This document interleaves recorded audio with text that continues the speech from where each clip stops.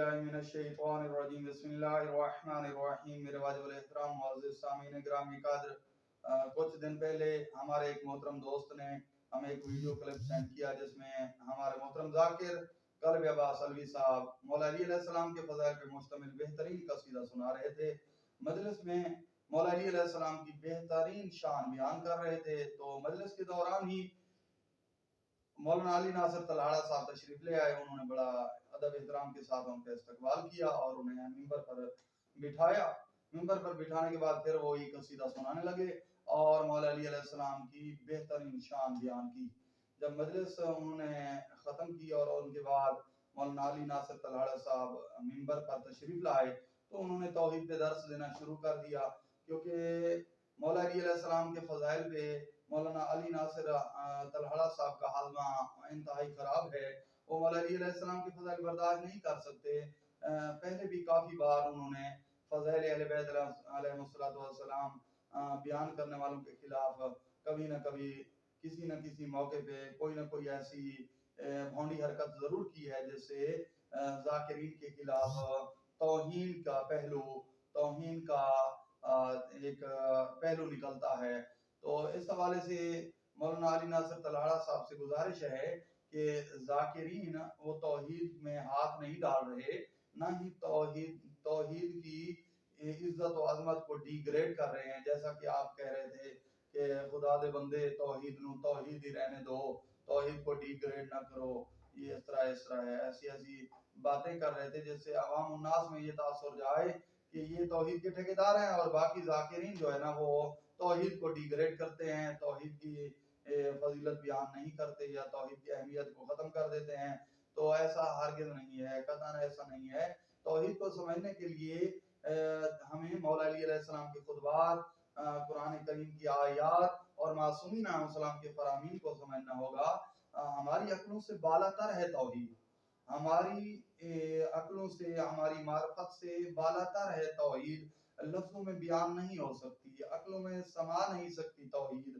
تو قرآن میں جو توحید بیان کی گئی ہے، معصومین علیہ السلام کے فرامین میں جو توحید بیان کی گئی ہے، اصول کافی میں ہے یا کتاب التوحید میں ہے یا شیخ صدوق نے یا یعقوب کلینی صاحب نے یا دیگر علماء محدثین نے جو توحید بیان کی ہے، یہ تو لفظوں میں توحید بیان کی گئی ہے۔ تو اس کا ادراک ہم لفظوں میں بھی ناممکن ہے اور بیان کرنے والوں کی قدرت سے بھی ناممکن ہے، کیونکہ معصومین علیہ السلام خود فرماتے ہیں کہ توحید کو کسی نے نہیں پہچانا، اس کی کسی نے نہیں معرفت حاصل کی سوائے میں محمد مصطفیٰ علیہ السلام کے اور علی مرتضیٰ علیہ السلام کے، اور مجھ محمد مصطفیٰ کی کسی نے معرفت حاصل نہیں کی سوائے توحید کے یعنی اللہ کے اور علی مرتضیٰ کے، اور علی مرتضیٰ کی کسی نے معرفت حاصل نہیں کی سوائے مجھ محمد مصطفیٰ کے اور اس ذات وحدہ لا شریک کے۔ تو علی علیہ السلام کی معرفت کے حصول کے لیے، علی علیہ السلام کے فضائل بیان کرنے کے لیے بھی ہمیں اتنا ہی بلند معیار مقام چاہیے جتنا توحید اور رسالت کو سمجھنے کے لیے چاہیے۔ تو معصومین علیہ السلام کے فرامین موجود ہیں کہ لا تقول ربنا وَإِن تَقُولُ مَا شِئْتُمْ، کہ ہمیں اللہ نہ کہو۔ رب سے مراد یہاں پہ اللہ ہے، کیونکہ رب کا لفظ غیر خدا کے لیے بھی قرآن میں اور احادیث میں استعمال ہوا ہے۔ رب بادشاہ کو بھی کہا گیا ہے، رب والدین کو بھی کہا گیا ہے، سورہ یوسف میں رب بادشاہ کو کہا گیا ہے اور والدین کے متعلق بھی کہا گیا ہے رب ارحمہما کما ربیانی صغیرا۔ یہ قرآن کریم کی آیت ہے کہ اے اللہ تو میرے رب پر رحم فرما جس طرح انہوں نے، اے میرے رب میرے دو ربوں پر رحم فرما جس طرح انہوں نے مجھے پالا تھا یا پالا ہے۔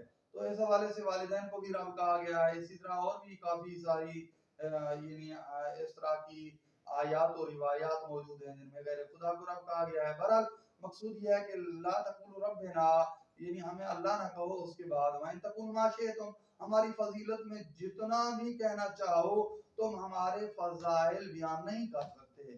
اسی طرح جناب رسالت مآب صلی اللہ علیہ وآلہ وسلم کی حدیث مبارکہ ہے کہ اگر تمام کائنات کے سمندر سیاہی بن جائیں، تمام کائنات کے درخت قلم بن جائیں، تمام جن و انس و ملائکہ لکھنے والے ہوں اور قیامت تک لکھتے رہیں، زمین اور آسمان کاغذ بن جائے، قیامت تک فضائل علی علیہ السلام، فضائل آل محمد علیہ السلام لکھتے رہیں، پھر بھی یہ فضائل اہل بیت علیہ السلام نہیں لکھ سکتے۔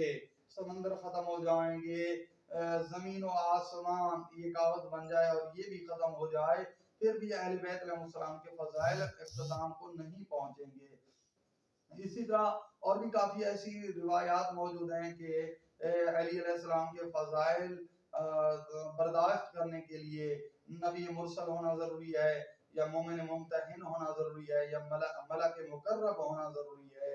فضائل علی علیہ السلام، فضائل اہل بیت علیہ السلام ہر بندہ برداشت نہیں کر سکتا۔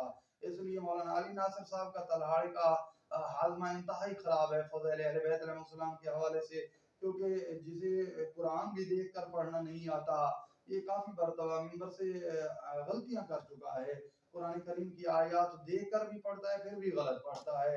اسی طرح موصوف کیونکہ ائمہ معصومین علیہ السلام کی جو حدیث کی کتابیں، تفسیر کی کتابیں ہیں، وہ تو پڑھ نہیں سکتا اور ترجمے پہ گزارا کرتا ہے، اور خود ہی کہتا ہے کہ ہم ترجمے پہ گزارا کرنے والے، ہم تو توحید کو نہیں سمجھتے، ہم رسالت کو نہیں سمجھتے، ہم فضائل اہل بیت علیہ السلام کو نہیں سمجھتے۔ اور یہ حقیقت ہے، یہ سمجھ بھی نہیں سکتا، کیونکہ فضائل اہل بیت علیہ السلام برداشت کرنے کے لیے انسان کو وسیع عقل کا اور وسیع معرفت کا، علم کا حامل ہونا چاہیے، لیکن اس میں علم و عقل اور معرفت کی کمی ہے، اس لیے بیچارہ کبھی کبھی ممبر سے ہی بونگیاں مرتا رہتا ہے۔ تو میرا یہ پیغام ہے مولانا علی ناصر تلہاڑا صاحب کو کہ آپ ہرگز یہ نہ سمجھیں کہ ذاکرین توحید کو نہیں سمجھتے، جتنا ذاکرین توحید کو سمجھتے ہیں اتنا کوئی اور نہیں سمجھتا۔ ہمارے ذاکرین منبر سے توحید کے متعلق قصیدے بھی بیان کرتے ہیں اور بڑے بہترین قصیدے سناتے ہیں۔ یہ اللہ اللہ اللہ والا قصیدہ یہ ذاکرین نے منبر سے سنایا ہے۔ اس کے علاوہ اور بھی کافی سارے ہمارے بزرگ ذاکرین نے بھی توحید کے متعلق ایسے قصائد لکھے ہیں جو الفاظوں میں بیان نہیں ہو سکتے، جو عقلوں سے بھی بالاتر ہیں۔ تو اس حوالے سے گزارش یہی تھی کہ ذاکرین کو ٹارگٹ کرنا چھوڑ دیں، بلکہ ذاکرین کی حوصلہ افزائی کیا کریں، کیونکہ آپ ذاکرین کو ٹارگٹ کر کے یہ عقیدے کے خلاف آپ بول رہے ہیں۔ ہمارے جو ولایت والے ہیں، عزادار ہیں، صحیح العقیدہ ذاکرین ہیں، آپ ان کو ڈی گریڈ کر رہے ہیں، آپ ان کی یعنی جو ایک مقام ہے، عزت ہے، اس کو آپ ختم کرنے کی کوشش میں ہیں۔ مقصرین کی بھی یہی سازش ہے کہ منبر پہ آنے والے ذاکرین کے خلاف پروپیگنڈا مہم شروع کر دی جائے، اور آپ بھی ان کا اس مشن میں ساتھ دے رہے ہیں، تو یقیناً آپ مقصرین کا ساتھ دے رہے ہیں۔ مقصرین تو لشکر یزید سے بھی بدتر ہیں، یہ ظاہری طور پہ لباس کی آڑ میں منبر پہ آ کے ہم شیعوں کو، ہمارے سادہ لوگوں کو دھوکہ دے رہے ہیں۔ تو آپ ان کی سازش کو سمجھیں اور ان کی مہم کا حصہ نہ بنیں۔ آپ اگر سمجھانا بھی چاہتے ہیں تو ضرور پیار محبت سے سمجھائیں، لیکن ادب اخلاق کی دائرے میں رہتے ہوئے انہیں سمجھائیں کہ توحید یہ ہے جو قرآن میں بیان ہوئی ہے۔ بسم اللہ الرحمن الرحیم، قل هو اللہ احد اللہ الصمد لم یلد ولم یولد ولم یکن له کفوا احد۔ اور توحید یہ بیان ہوئی ہے کہ وہ ان اللہ علی کل شیء قدیر ہے، وہ علیم بذات الصدور ہے، وہ لفظوں میں بیان نہیں ہو سکتا، وہ عقلوں میں نہیں سما سکتا، وہ معرفت میں نہیں آ سکتا، وہ ہمارے علم میں نہیں آ سکتا۔ وہ ذات ہے جو معصومین علیہ السلام نے جس کے متعلق ہمیں تعارف کرایا ہے، وہ چھپا ہوا خزانہ تھا۔ كنت كنزا مخفيا فأحببت أن أعرف فخلقتك یا محمد۔ اور یعنی اس حدیث قدسی کا مصداق ہے، وہ تو چھپا ہوا خزانہ ہے، تھا اور رہے گا۔ اس کی معرفت جو کچھ ہمیں معصومین علیہ السلام نے کرائی ہے، ہم اسی کے مطابق اس کو جانتے ہیں، وَإِلَّا اس کے سوا ہم توحید کو نہیں سمجھ سکتے۔ اور نہج البلاغہ میں یا قرآن و حدیث میں جو کچھ معصومین علیہ السلام نے توحید کا تعارف کرایا ہے وہ ذات ہے۔ اور معصومین علیہ السلام کے فضائل وہ اتنے ہیں کہ جن کا احصاء ناممکن ہے۔ معصومین علیہ السلام کے فضائل کو قبول کرنے کے لیے ملک مقرب، مومن ممتحن یا نبی مرسل ہونا ضروری ہے۔ اس حوالے سے یہی گزارش تھی کہ آئندہ ذاکرین کو ٹارگٹ مت بنائیں جو بہترین عقائد کی ترجمانی کر رہے ہیں اور معززین تک فضائل اہل بیت علیہ السلام پہنچا رہے ہیں، اور فضائل اہل بیت علیہ السلام پہنچانا یہ معصومین علیہ السلام کے فراہمی اور ان کی سیرت کے عین مطابق وہ یہ فرائض انجام دے رہے ہیں۔ وما علینا الا البلاغ المبین۔